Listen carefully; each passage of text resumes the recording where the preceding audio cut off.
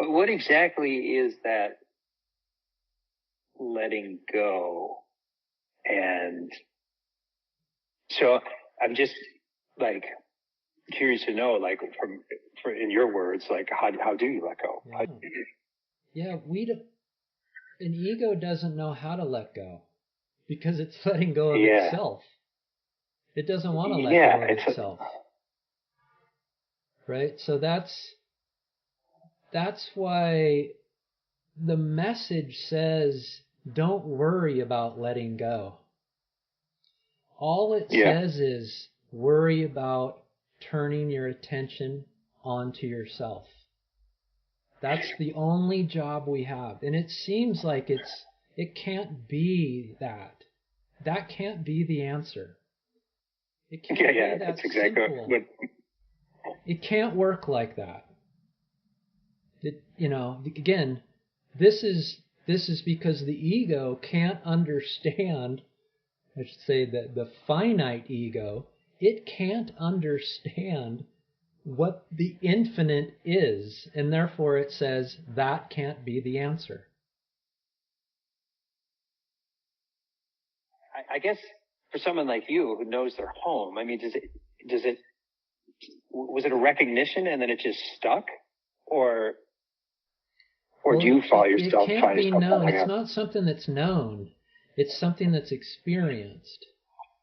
And it's a unique experience. It's a non-objective experience. There's nothing that is added. There's no subject here and an object that I have an experience with. It's just the subject of myself experiencing itself. So it's the subject experiencing itself as the object, or you could also say it's the subject experiencing the subject. If that's being, right, you don't have to, being doesn't have to leave itself to grab something other than itself to then take that back into itself to know itself. It just is itself by being itself. So it's the subject experiencing itself as the object. And that's why the attention, the source of your attention, we can all agree that we have attention and we attend to all of these objects in life, which could both be mental and your body or any of your perception. But the source of the attention, it has a home. It comes from somewhere. Well, that's what you're just trying to turn this back on to itself. It's when attention attends to itself.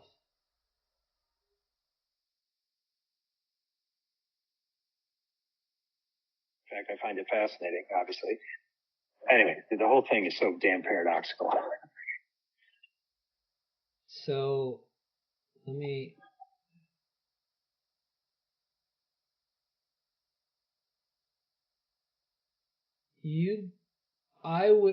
I'm possibly, you've been in this long enough, like 6 years, you've been in it quite a bit. This is where the ego has made this an identity for you. Yeah. Right? So it's really got super subtle and slippery on you, where it's now identified as somebody who's cool with getting rid of the ego. Right. And so with that information, you need to figure out ways, to sit with it, to contemplate it conceptually, right? And while you're inside, to see how to start chipping away at that. So yeah, it has to be an identity. It's identified with the guy that's cool with eliminating the ego. Because you could see how it can happen over time, right? Because if you don't come in direct enough at the beginning like within the first couple of years of this, you might how easy it could become an identification. It becomes a religion, or it's spirituality. It's something, and that's the thing about non-duality and Advaita, is that even in the end, it is eliminated as false knowledge. So I think what you've done is you've backed yourself into a very subtle place that you're going to have to spend time within trying to pick that apart. And again, it's kind of back to what I was saying earlier. No matter where you start, way out here or right here, you have to be able to let everything go, because you cannot discern between what should stay and what goes. The head's way is you literally point back. You point your rays of attention back into where you think your head is.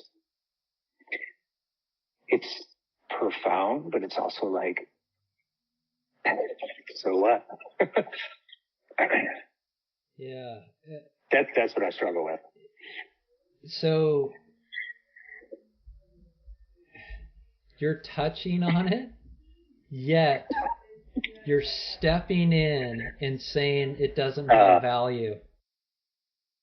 There's a super sleight of hand happening there. So when you say I turn my attention within and there's nothing there, it's peaceful, or it's nothing, it's calm, whatever words you put on it. And then there's this, but it doesn't have any value. It's nothing. That's it. That's the ego. That's the sleight of hand that you're experiencing, that's not allowing you to go in there.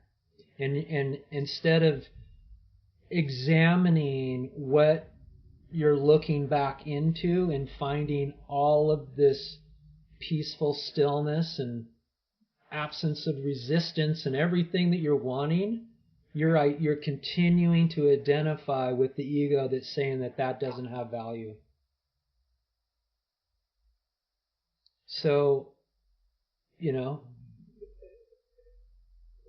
what non-duality is saying is spend more time in that place of emptiness and check it out to see that no, this is all of the value.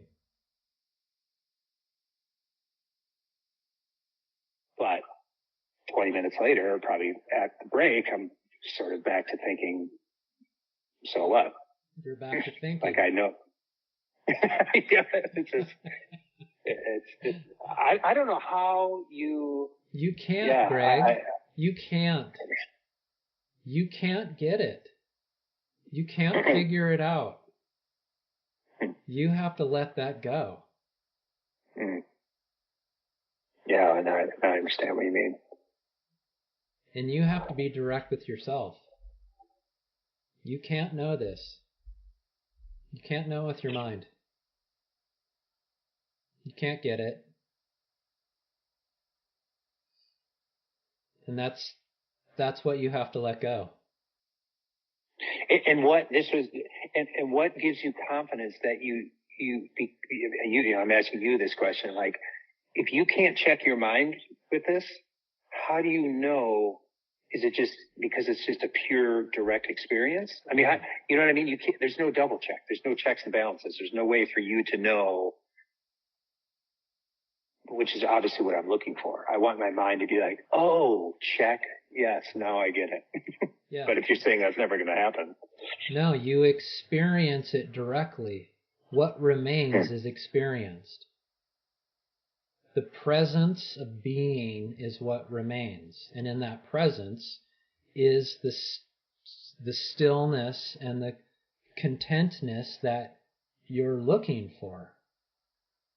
And so as that becomes more and more into your awareness, into your field of awareness, you experience that. That is the answer.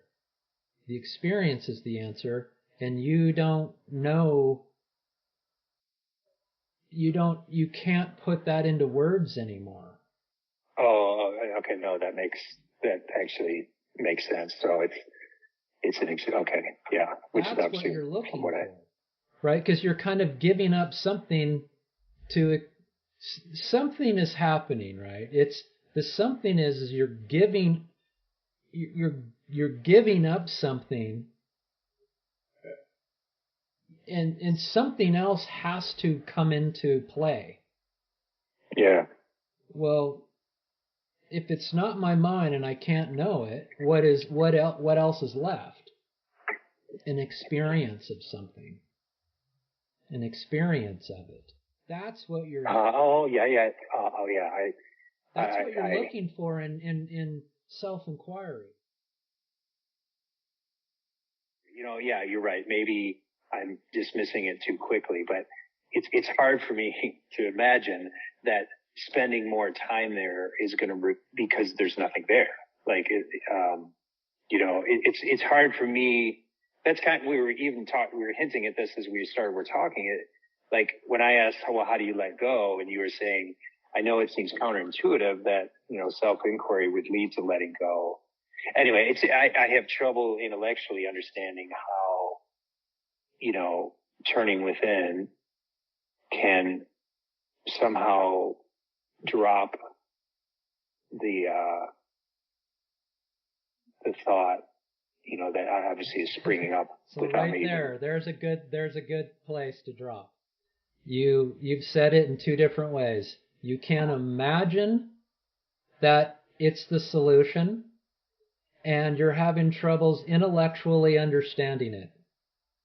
You're right. You cannot imagine what self is, and you're right. You cannot intellectually know it. So drop those. If you were an engineer, I'd be like, God, if you were an engineer, but it's like you are. And so it's like, I know you totally understand. It's so strange. It's like, I've never come across something of importance that you can't know with sort of traditional means or knowledge. There's no like textbook that, all I have to do is read 20 chapters and it's like, oh yeah. It's like an unlearning. I don't. It is. Still. You're heading into a realm where you can't know anything. You can't know reality with your mind. You can only be it. You can only be it. You can only experience it for what it is, as it is. And that's what you're after, because that's what leads to this childlike wonder. You can't know anything, and therefore everything is brand new to you. It's like it's all brand new. This computer screen has some sort of a essence of I don't know it, I've never seen it before, and that is awe. Everything's new and has a piece of awness to it. Yet I can talk about the computer. I can work with the computer. But there's this doesn't, when it's honest with itself, it doesn't know what a computer is. You can't know what a computer is. Well, that brings up an interesting point. So obviously I still have objections to this stuff. Like, there's no way for you to check, like you personally, if you can't go to your mind and check it, and I'm sure previously you trusted your mind, it's like how you got to where you are.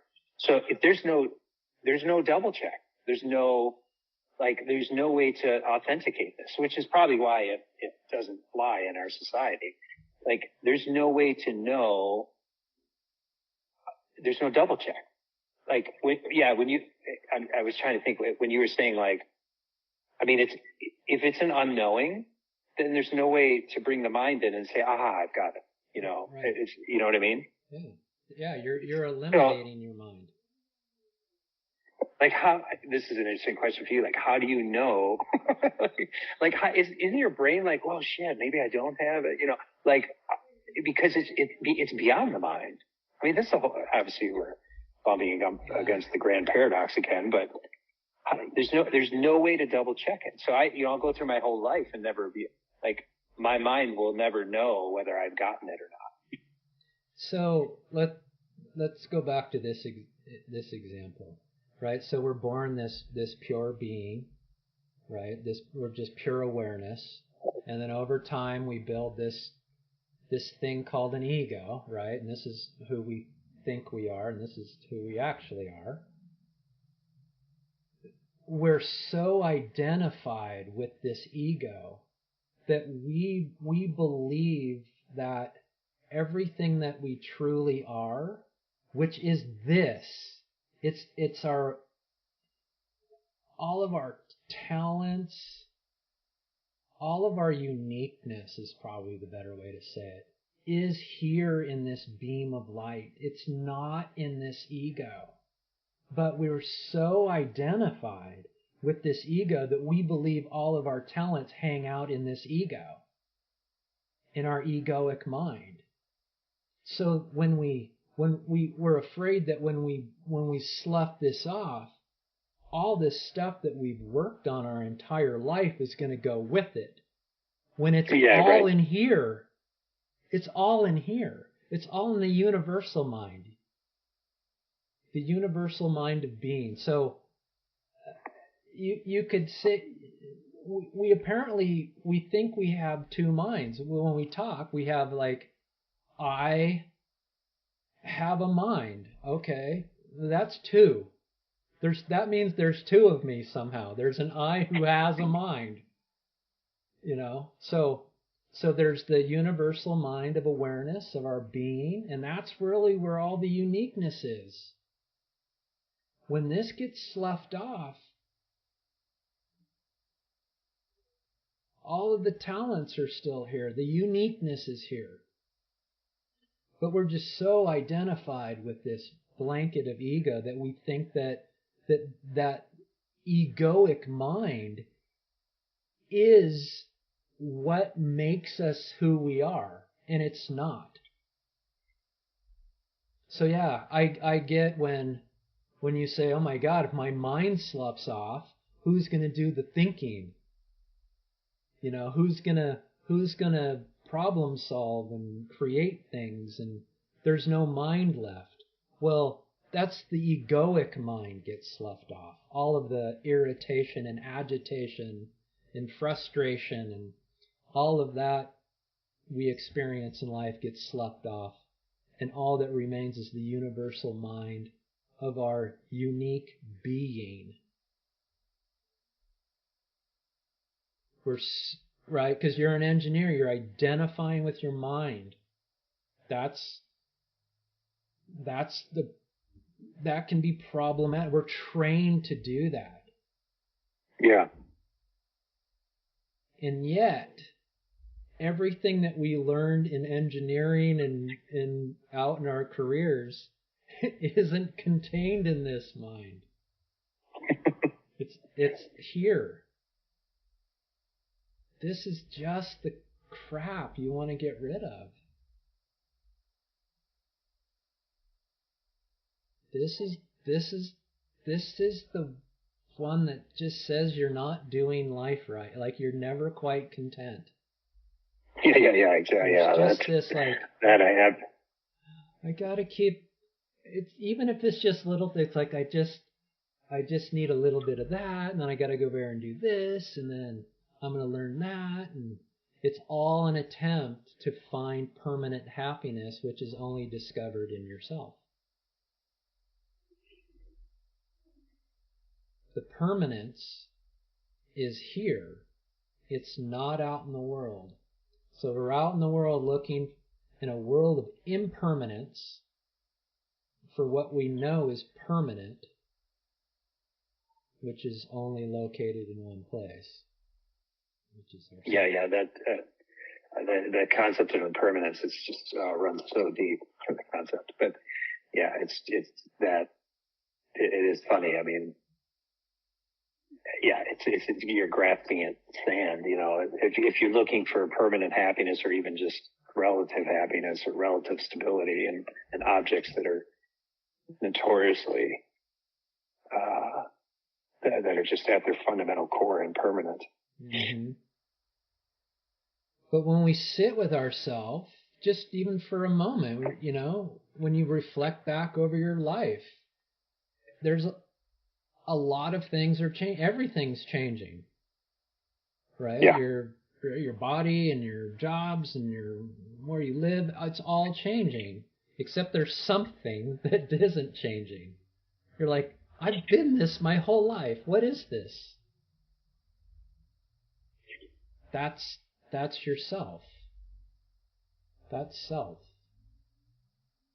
And the moment you go and grab it with your mind, it disappears. Yeah.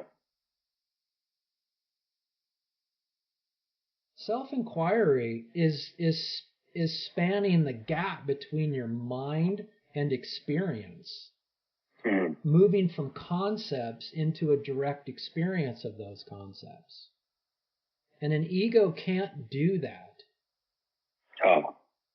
That's why going within is so important. At least you'll expedite the process.